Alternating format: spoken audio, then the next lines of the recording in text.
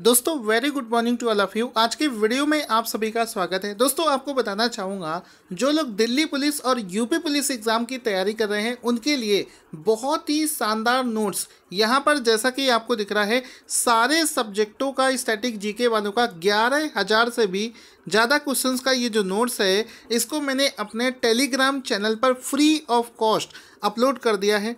इसका Telegram channel से आप इसको डाउनलोड कर लेना। ये 60 MB का PDF है जिसको मैंने कंप्रेस भी कर दिया है।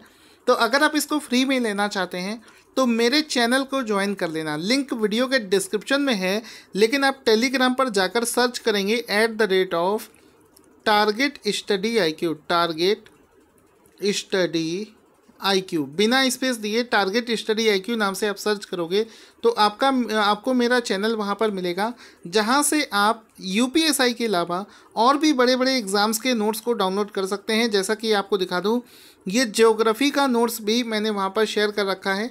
साथ ही साथ में रेगुलर बेसिस पर बहुत सारे स्टैटिक जीके के नोट्स वहाँ पर शेयर किए जा रहे हैं। तो आप लोग भी अगर इसको लेना चाहते हैं तो टेलीग्राम को ज्वाइन करें, वहाँ पर आपको रेगुलर बेसिस पर नोट्स मिलते रहेंगे।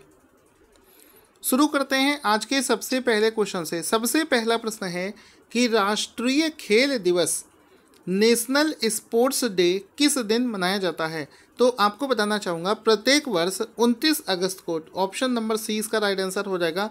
एवरी ईयर 29 अगस्त, AUGUST, ठीक है। प्रत्येक वर्ष 29 अगस्त को नेशनल स्पोर्ट्स डे मनाया जाता है। Option number C will be the right answer. यहाँ पर आप इसका फ़ोटो भी देख सकते हैं, यहाँ पर लिखा है नेशनल स्पोर्ट्स डे। अब ये जो फ़ोटो आपको दिख रहा है, ये फ़ोटो किसका है, इसके बारे में चर्चा करेंगे, क्योंकि इन्हीं के जयंती के अवसर पर ही इस दिवस को मनाया जाता है। तो इस फ़ोटो में जो व्यक्ति आपको दिख रहे हैं वो हैं मेजर ध्यानचंद। तो मेजर ध्यानचंद जो कि हॉकी के एक बहुत ही मशहूर खिलाड़ी हैं, उनकी ही जयंती पर हर साल 29 अगस्त को राष्ट्रीय खेल दिवस के रूप में मनाया जाता है।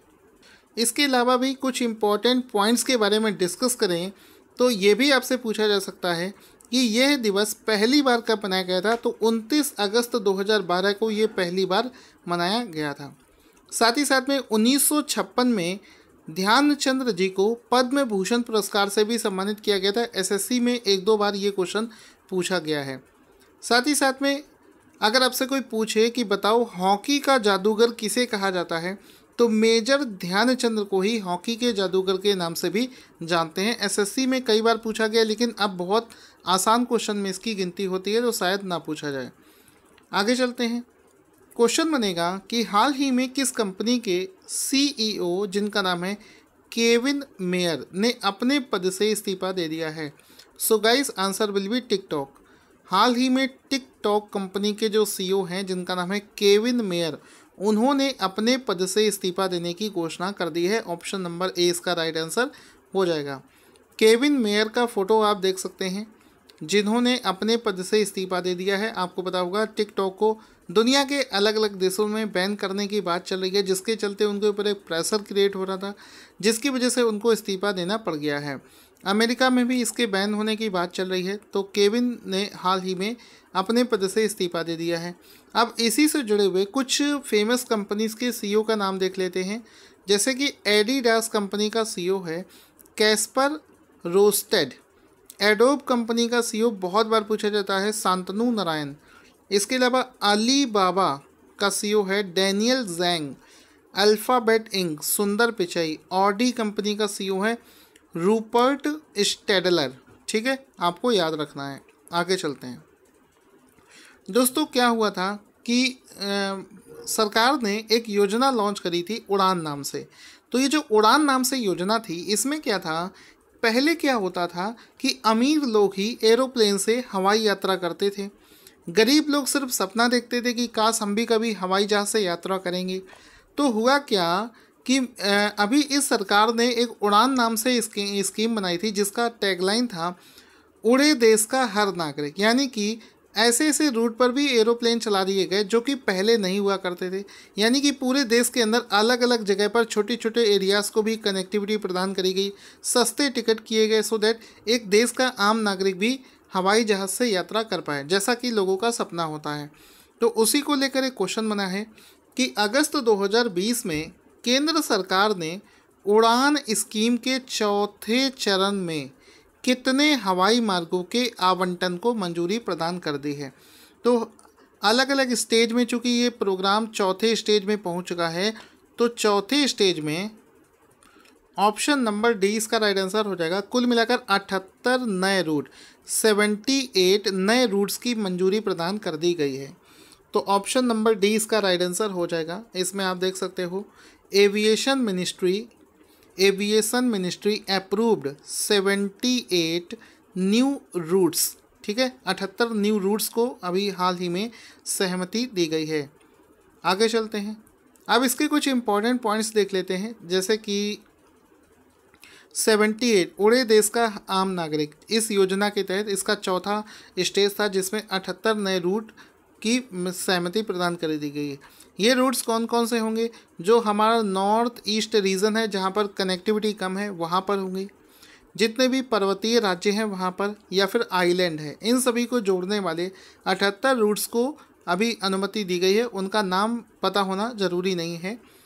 इस योजना को अगर आपसे पूछा जाए तो कब शुरू किया गया था? जून 2016 में इस उड़ान योजना को शुरू किया गया था, जिसके तहत उड़े देश का आम नागरिक उड़ सकेगा। ठीक है, तो ये भी आपको याद रखना है। आगे चलते हैं, अगला क्वेश्चन है, अगस्त 2020 में ही केंद्रीय संस्कृति मंत्रालय ने स्मारकों के प्रबंधन में सुधार हेतु आर्कियोलॉजिकल सर्वे ऑफ इंडिया यानी कि भारतीय पुरातत्व सर्वेक्षण के कितने नए प्रशासनिक सर्कल शुरू करने की घोषणा करी है। क्या होता है कि भारत के अंदर जितने भी भारत के पुरातत्व जो स्मारक हैं, जो पुरानी स्मारकें हैं पुराने समय की, उनको संरक्षण का काम तेज कर दिया गया है। तो अब ज़रूरत है कि ज़्यादा ऑफिस हो, ज़्यादा जगह पर ऑफिस हो, तभी तो काम अच्छे से हो पाएगा। तो अभी क्या किया है, केंद्रीय संस्कृति मंत्रालय ने जो भारत का आर्कियोलॉजिकल सर्वे ऑफ इंडिया है, यानी कि भारतीय पुरातत्व सर्वेक्षण जो है ऑर्गेनाइजेशन, जो इन पुरानी इमारतों की देखभाल करता है, उसके 7 नए प्रशासनिक सर्किल की स्थापना करी जा रही है, यानी कि 7 नए ऑफिस खोले जाएंगे। तो ऑप्शन नंबर 20 का राइट आंसर हो जाएगा। अब इसको देखो, क्वेश्चन को जितना अच्छे से समझोगे उतने अच्छे से ही लंबे समय तक याद रहेगा। लिखा है आर्कियोलॉजिकल सर्वे ऑफ इंडिया का 7 न्यू सर्कल बनेगा। ठीक है, सर्कल का मतलब आप ऑफिस से समझ सकते हो। ये इस तरीके से होता है जैसे आपने बैंकों में सुना होगा कि ये सर्कल में ब्रांच है, इसमें ब्रांच है, इस टाइप से, तो ये होता है। आगे चलते हैं, इसी में हम लोग ये जानेंगे इस चीज़ की घोषणा किसने करी है। तो इसको किस मंत्रालय ने घोषणा किया है? केंद्रीय संस्कृति एवं पर्यटन मंत्रालय के द्वारा उनके जो राज्य मंत्री हैं जिनका नाम है श्री प्रहलाद सिंह पटेल, उनके द्वारा इसकी घोषणा करी गई है। ठीक है, साथ ही साथ में एक चीज़ जो आपको याद रखनी है कि ये जो 7 नए सर्किल ऐड हुए हैं उसमें एक कर्नाटक में हम्पी में एक मिनी सर्किल हुआ करता था, जिसको विकसित करके पूर्ण सर्किल में कन्वर्ट कर दिया गया। तो यानी कि 6 सर्किल तो नए बनाए गए। जो 7वां सर्किल था वो पहले एक मिनी सर्किल हुआ करता था, जिसकी वैल्यू बढ़ाकर उसको फुल सर्किल में कन्वर्ट कर दिया गया। तो कुल 7 बड़े सर्किल यहाँ पर बनाए गए हैं। तो यहाँ पर 7वें जिसको मिनी को फुल किया गया है, ये भी आपसे पूछ सकते हैं, तो कर्नाटक का हम्पी है। जितने भी पॉइंट्स बता रहा हूँ याद रख लिए, तो करंट अफेयर्स में कोई भी आपको पछाड़ नहीं पाएगा। अब ये 7 सर्किल का देख लेते हैं कहाँ कहाँ पर है। उत्तर प्रदेश के झांसी में शुरू हुआ है, उत्तर प्रदेश के मेरठ में हुआ है, 2 हो गए। मध्य प्रदेश में जबलपुर 3 हो गया, गुजरात में राजकोट हो गया, 4 हो गया, पश्चिम बंगाल में रायगंज हो गया, 5 हो गया, तमिलनाडु में त्रिची, ये 6 हो गया, कर्नाटक में हम्पी 7। तो कुल मिलाकर 7 ये नए सर्किल जो है हाल ही में बनाए गए हैं। दोस्तों, अगर आप इसका नोट्स डाउनलोड करना चाहते हैं तो हमारे टेलीग्राम चैनल को ज़रूर ज्वाइन कर लेना, वहाँ पर ही इसका नोट्स आपको प्रदान किया जाता है। साथ ही साथ में वीडियो का नोटिफिकेशन भी आपको वहीं पर मिल जाएगा। अगला प्रश्न है, असम सरकार ने ड्यूटी पर कोविड-19 से मौत होने पर पत्रकारों, होम गार्ड्स और अन्य अस्थायी कर्मचारियों के लिए कितने लाख रुपए की बीमा को घोषित कर दिया है। तो आंसर हो जाएगा 50 लाख। ऑप्शन नंबर डी इसका राइट आंसर हो जाएगा कि अगर इनमें से कोई किसी की मृत्यु होती है तो 50 लाख रुपए की मंजूरी यहाँ पर करी गई है।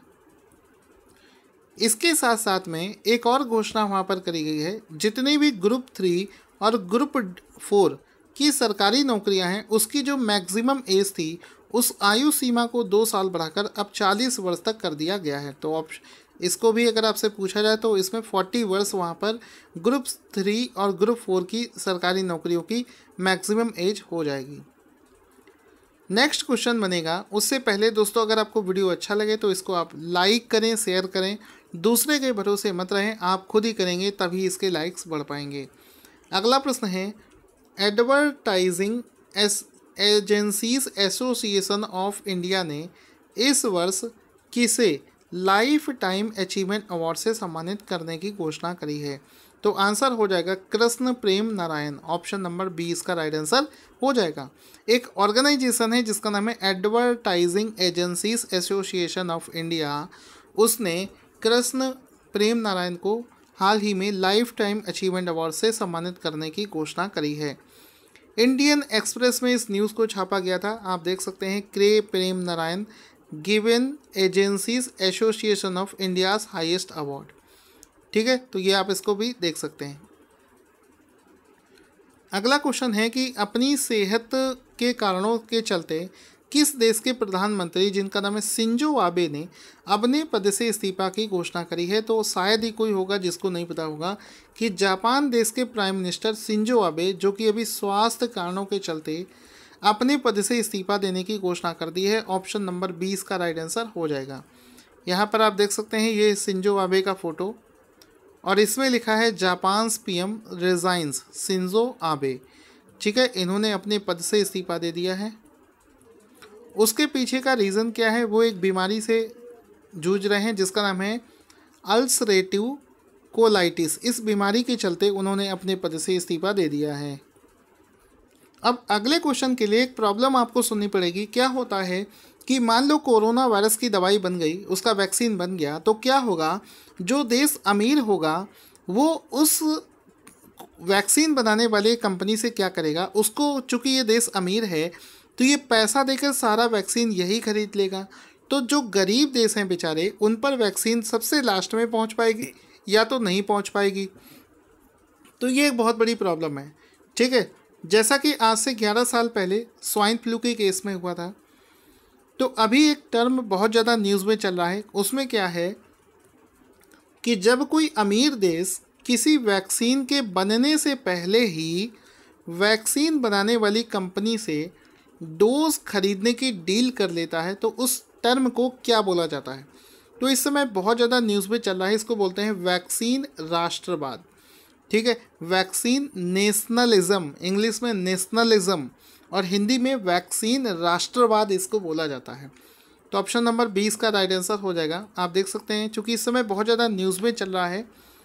इसमें क्या है, कोरोना महामारी में वैक्सीन नेशनलिज्म एक बहुत बड़ी प्रॉब्लम है, जिसमें क्या होता है कि जिन देशों के पास में पैसा है, जो अमीर हैं, वो फार्मा कंपनी से उसके डोजेस को खरीद लेते हैं। तो बेचारे जो गरीब देश हैं वहाँ तक इसका डोज नहीं पहुँच पाता है, और या फिर बहुत लास्ट में पहुँच पाता है जब अमीर देश के लोग सही हो चुके होते हैं। तो इसको बोलते हैं वैक्सीन नेशनलिज्म। न्यूज़ में इस वजह से चल रहा है क्योंकि हाल ही में यूएस ने 45,000 करोड़ रुपए में इसका वैक्सीन बनने से पहले ही अपने इस डोजेस को खरीद लिया है। हालांकि इस पे भी WHO जो है वो सीरियस लेवल पर काम कर रहा है, क्योंकि अगर ऐसा होता है तो बेचारे उन देशों का क्या होगा जहां पर पैसा उतना ज़्यादा नहीं है। आगे चलते हैं। क्वेश्चन है, क्रिकेट द्रोण नामक एक पुस्तक भारत के किस कोच पर आधारित है? तो आंसर हो जाएगा Vasudev Jagannath Paranjpe. Option number C इसका राइट आंसर हो जाएगा। वासुदेव जगन्नाथ परांजपे की लाइफ पर आधारित क्रिकेट द्रोण नाम की पुस्तक है, जिसको हाल ही में चर्चा में चल रही है और लॉन्च किया जाएगा सितंबर के महीने में। ये आप देख सकते हैं क्रिकेट द्रोण, और किसकी लाइफ पर है, इनका नाम एक बार फिर से वासुदेव जगन्नाथ परांजपे, इसका राइट आंसर हो जाएगा। ये भारत के कोच रहे हैं और 2 सितंबर 2020 को इस पुस्तक को विमोचन किया जाएगा, इसको लॉन्च किया जाएगा। इस पुस्तक को वासुदेव जगन्नाथ परांजपे के बेटे, जिनका जो कि इस समय राष्ट्रीय चयनकर्ता भी हैं, जतिन परांजपे के साथ में मिलकर क्रिकेट के एक पत्रकार हैं आनंद वासु, इन दोनों ने मिलकर इस पुस्तक को लिखा है। इस पुस्तक में क्या होगा, इस पुस्तक में ये जो यहाँ पर कोच हैं, इनका गावस्कर के साथ में तेंदुलकर, राहुल द्रविड़, रोहित शर्मा, ऐसे महान क्रिकेटरों के करियर को बढ़ाने में इन्होंने किस तरीके से अपना कंट्रीब्यूशन किया था, इसको लेकर इस पुस्तक को बनाया गया है। दोस्तों, आई होप आपको वीडियो पसंद आया होगा। अगर आप मंथली करंट अफेयर्स परचेज करना चाहते हैं तो वीडियो के डिस्क्रिप्शन में आपको लिंक मिलेगा। आज का क्वेश्चन जिसका आंसर आपको देना है, इंटरनेशनल बुकर प्राइज़ 2020 किसे प्रदान किया गया है। जल्दी से अपना आंसर कमेंट बॉक्स में लिखना ना भूलें। वीडियो को लाइक करें, मोटिवेट रहें, हंसते रहें, पढ़ते रहें।